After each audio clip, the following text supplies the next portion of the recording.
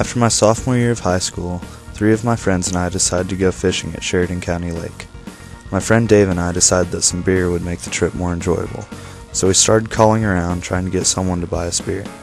We called 3 people, and each of them said that they might help us out.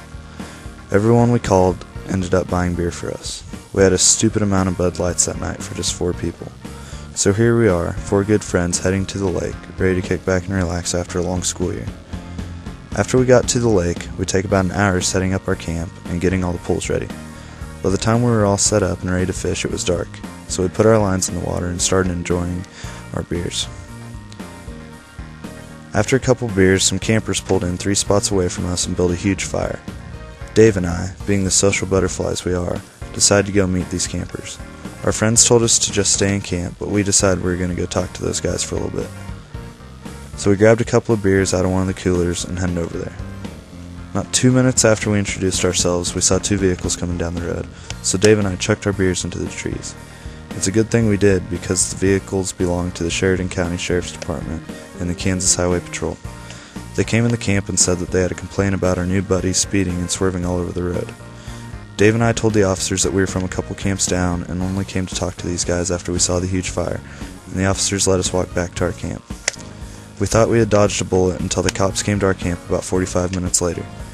They told us that after we started walking back to our camp, the guys who had made the gigantic fire told them that we came over with beer and that they had showed them the cans we threw into the trees. Obviously, the motive for those guys ratting on us was to get themselves out of trouble, but we had all of our beer in Dave's Jeep, and nobody had one out when the cops got there, so we must have at least appeared innocent. Anyways, the cops asked us if the beers at the other camp were ours, and if we had been drinking, to which I immediately responded no, they had to be their beers.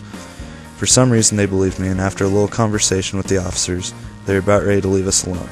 Then they told us they were going to head out and asked if we were sure we hadn't been drinking, and I am still in disbelief at what happened next. I don't know if it was an attack of conscience or what he was thinking, but Dave, being the bright individual that he is, said, "Maybe a couple." We all got MIPs, and my very religious aunt had to come pick me up from jail. It was a huge embarrassment, and I never wanted to be in that position again for the rest of my life. I learned a very valuable lesson that day, and I haven't been in trouble since.